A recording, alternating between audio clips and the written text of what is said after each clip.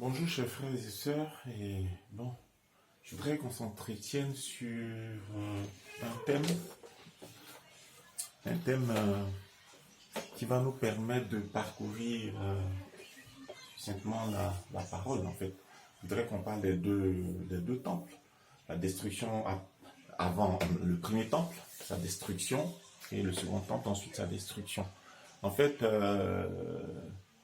les réactions du premier temple, sa destruction, ensuite celui du second et sa destruction, marquent bien deux grandes époques de l'histoire du peuple d'Israël. Donc le premier temple a été devait être construit par David. Donc ça veut dire que les éléments du temple ont été apprêtés par David et construits, finalisés par Salomon. Donc on l'appelle le temple de Salomon. Il a été détruit par Nebuchadnezzar, il a emporté les ustensiles.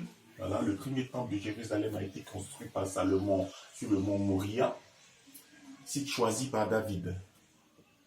Voilà, que la tradition identifie avec l'endroit où Abraham allait immoler Isaac.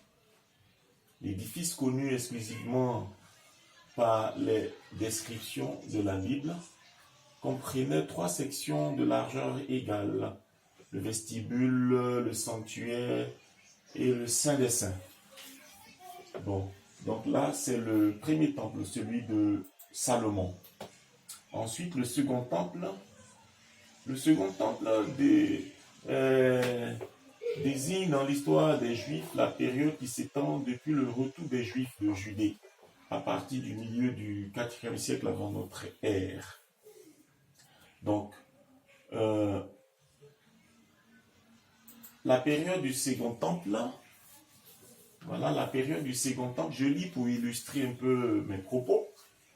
Donc, en 538 avant notre ère, le roi de Perse Assuérus, Xerxès, autorisa 50 000 juifs exilés à retourner en terre d'Israël.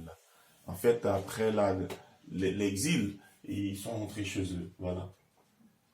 Donc, la période perse et hellénistique, c'est 538 à 142 avant notre ère, par suite d'un décret de Cyrus, roi de Perse et conquérant de l'empire de Babylone. Près de 50 000 juifs, sous la direction de Zorobabel, descendants de la maison de David, prirent le chemin du retour dans leur pays. Moins d'un siècle plus tard, le second retour fut conduit par Esdras, le scribe, pendant les 4 siècles suivants. Les Juifs connurent divers degrés d'autonomie sous la domination perse. Donc en fait, il y a eu deux vagues. La première vague, destruction du temple de Salomon, exil chez Nebuchadnezzar qui emporte les ustensiles, qui fait captif les nobles d'Israël. Après, retour d'exil conduit par Esdras et restauration du temple. Donc, construction du second temple. Après, destruction du second temple, exil, retour de la maison de David avec l'ordre du roi Cyrus. Ils ont été conduits par Zorobabel. Donc, vous avez vu, il y a chaque fois l'exil, le retour d'exil. Et chaque fois, destruction du temple, et puis exil. Donc, quand les gens vont en exil, c'est pas tout le monde qui revient. Ceux qui reviennent, c'est ceux qui sont attachés à leur foi. Il y en a qui perdent la foi. Il y en a qui font des amalgames. En fait, ils adoptent les coutumes et les us des pays hôtes. Donc, de là, le syncrétisme. Donc, dans le second temple aussi, les gens sont partis en exil. Voilà, ils sont allés en exil. En fait, Babylone avait été vaincue aussi par les Perses. Donc là, c'était l'empire perse qui dominait le monde. Donc, ils ont vaincu Israël. Il y a 50 000 juifs sous la direction de Zorobabel qui redescendent et qui est descendant de la maison de David, qui prit le chemin du retour dans leur pays. Ça veut dire qu'ils étaient tous en exil. Et donc, 50 000 juifs ont été bien dénombrés. Ça veut dire que certains sont restés là-bas, ils ont prospéré, ils ont réussi. Donc, ils ont fait des amalgames avec les us et coutumes du lieu où ils étaient. De la même façon, Après la destruction du second temple qui a été prophétisée par Yeshua, certains sont restés en exil. Ils ont adopté les us et coutumes des gens voilà, de leurs hôtes. Voilà. Donc, après, quand on prend la statue de Daniel, la tête est d'or. C'est l'empire de Nebuchadnezzar. Ça, c'est lui qui a détruit le premier temple. Après, la poitrine sera l'empire perse. Voilà, c'est lui qui a détruit le second temple. Et vous allez voir que les gens nous parlent de l'érection d'un troisième temple qui est en vue, parce que bon, en fait, logiquement, le sacrifice permanent va être remis, va être réinstitué. Et en ce moment-là, la grâce aura pris fin. Parce que le sacrifice a pris fin lorsque la grâce est entrée en vigueur. Et donc, quand la grâce, le Seigneur a dit dans Zacharie qu'il va briser le bâton de sa grâce. N'oubliez pas ça. Et donc, le sacrifice permanent va reprendre, va revenir. En ce moment-là, la grâce aura été à son terme. Je suppose que l'enlèvement aura eu lieu, je ne sais pas, bon, mais je suppose. Donc, vous voyez bien qu'il y a un calendrier bien établi. Et au début de la grâce, il y a eu quoi? Il y a eu la Pentecôte, il y a eu la Pâque. La Pâque qui a initié la grâce, qui est le sacrifice pascal. Voilà. L'agneau a été immolé de façon effective. Ce n'est pas un animal, mais cette fois-ci, l'agneau lui-même qui est venu en chair et en os. Elohim s'est fait homme, il a habité au milieu de nous. Et lui-même, il s'est pourvu, comme il a dit à Abraham. Et Elohim se pourvoira lui-même. Il se pourvu lui-même, il a fait le sacrifice. Et ainsi, il nous sauve par son sang. Donc ainsi, on entre dans la grâce initiée par le sacrifice de l'agneau sans défaut et sans tache que le prophète, comment s'appelle, Jean a désigné. Celui-ci, voici l'agneau d'Élohim qui enlève le péché du monde. Et donc, Jean étant fils de sacrificateur, descendant de sacrificateur de la tribu de sacrificateurs, il a ainsi désigné l'agneau qui a été présenté, qui a été consacré, qui a été sacrifié, qui a initié l'entrée dans la nouvelle alliance. Ensuite, donc, je parlais donc du premier temple détruit par Nebuchadnezzar. Ensuite, retour avec Esdras, reconstruction, restauration du temple. Donc, second temple, détruit ensuite par le roi perse qui est venu vaincre Nebuchadnezzar. Donc, ensuite, les gens sont revenus. Voilà. Après le second temple, les gens sont retournés à Jérusalem. Mais il y a eu interdiction de bâtir le temple. Donc, depuis, les gens sont en attente. Et il y a un passage que j'aime bien, c'est qu'il y a eu une telle profanation que, comment il s'appelle, Titus, lors du siège de Jérusalem, a commis des atrocités. Et ils ont même sacrifié une true sur le temple. Et lorsque le temple a été restauré, c'est là qu'il y a eu, comment on appelle ça, il y a eu une fête qui a été instituée, après le premier temple, il y a eu une fête qui a été instituée qu'on appelle Hanouka, la fête de la dédicace. Et cette fête-là même, le Seigneur a participé.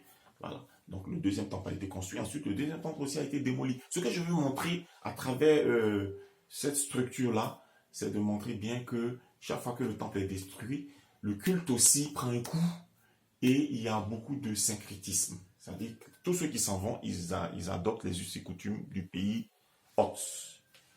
Voyez-vous que lorsque le deuxième temple a été détruit aussi, les gens sont partis, ils ont adopté les us et coutumes des Romains. Parce que plus tard, les Romains sont venus détrôner les Perses. Voilà. L'Empire romain est venu détrôner l'Empire perse. Et avant que l'Empire perse ne connaisse son crépuscule, on a vu Alexandre le Grand qui a pris la tête et dont l'Empire a été divisé entre ses 4 généraux. Voilà. Tout ça a été prophétisé à Daniel. Voilà. Ensuite, l'Empire romain est venu, je crois jusqu'à l'Empire grec, ensuite l'Empire romain. Donc, vous voyez que lorsque les Romains sont venus, qu'ils ont installé leur hégémonie, leur empire, leur domination sur Israël, voilà. Donc, beaucoup de Juifs ont adopté des noms romains. l'apôtre Paul même a pris, il s'est naturalisé. Il était citoyen romain. Donc beaucoup ont adopté les us et coutumes des Romains.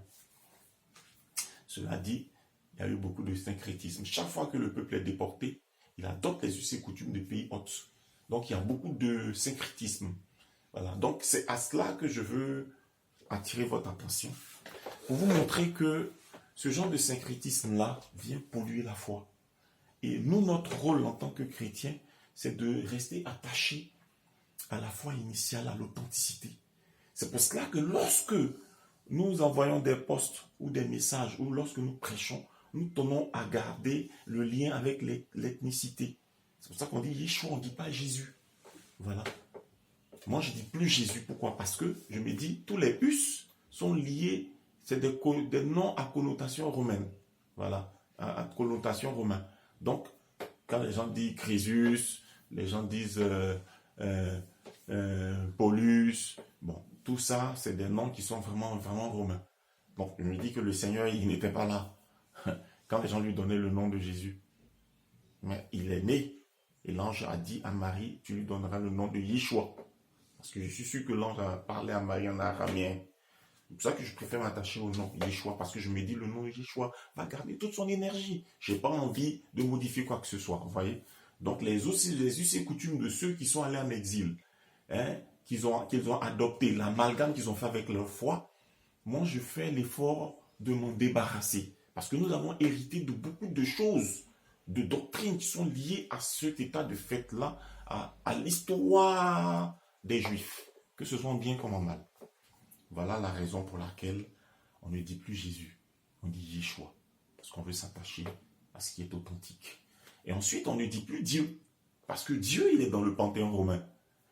Je ne veux pas avoir des amalgames dans ma foi. Parce que quand je dis Dieu, moi, je ne comprends plus rien du tout. Quand je dis Elohim, je sais que les Juifs appelaient celui qu'ils adorent Elohim. Ça veut dire ceux qui sont venus d'en haut. Yeshua dit, moi, je suis d'en haut, vous êtes d'en bas. Elohim, ça veut dire ceux qui sont venus d'en haut. Je me retrouve bien. Ensuite, lorsque le Seigneur se présente, il est présenté comme celui en qui il y a toute la plénitude d'Elohim. Elohim se réconciliant avec nous. Donc, Elohim habite son temple. C'est le temple du corps de Yeshua. C'est clair dans ma pensée. Voilà. Moi, je ne peux pas ajouter des amalgames à ma foi. Ma foi étant claire, je suis tranquille, j'avance. La Bible est écrite en français. Je n'ai pas envie qu'on me l'interprète. Vous voyez? Donc, c'est clair, on s'entend dessus. Les doctrines qui ont été créées, qui émanent des traductions, je ne veux rien en faire. Voilà. Voilà. Telle est ma logique. Je me dis, je m'attache à l'authenticité de la parole. Je ne vois pas Dieu chez les Juifs. Je vois Elohim chez les Juifs. Je vois Adonai, je vois Yahweh chez les Juifs. Les Juifs ne disent pas son nom. Moi, je le dis parce que je le dis, c'est pour la bonne cause. Parce qu'on dit ne pas prononcer le nom d'Elohim en vain. Mais comme c'est pour la bonne cause, j'ose le dire. Voilà qui est clair. Chaque fois qu'il y a un événement majeur concernant Israël, tel que la destruction du temple, il y a des conséquences. Voilà. Lorsque ils ont été déportés, Israël, vous avez vu que les Samaritains ont été transplantés à leur place. Les Samaritains, on sait bien qui ils sont. C'est ceux qui font l'amalgame. Ils mélangent le culte païen avec le culte de Yahweh. À vous de voir.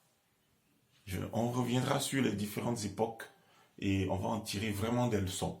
Parce que de toutes les façons, lorsque le peuple est parti en exil, il a laissé un vide. Le vide a été occupé. Bon, je ne vais pas entrer dans les histoires politiques palestiniennes, mais ce que je veux dire, c'est que il faut qu'on fasse attention à ce qu'on hérite. Il faut pouvoir bien filtrer, parce que notre foi est appuyée sur la connaissance. Et si la connaissance est faussée, si l'information est fausse, je crois que notre foi ne va pas être équilibrée. Voilà pourquoi moi j'aime bien entrer dans le contexte. Un peu comme si, après un crime, on vient pour faire la reconstitution des faits. Donc je reconstitue au maximum pour pouvoir me donner vraiment, pour vraiment entrer dans l'esprit, hein, l'esprit de la réalité des choses spirituelles. Je vous remercie de m'avoir écouté. Petit à petit, on va progresser. Que le Seigneur vous bénisse. en ces temps de confinement et qui vous donne le courage et la force de transformer ces moments oisifs en temps de méditation parce que notre foi est basée sur la connaissance. Gloire à Yeshua. Amen.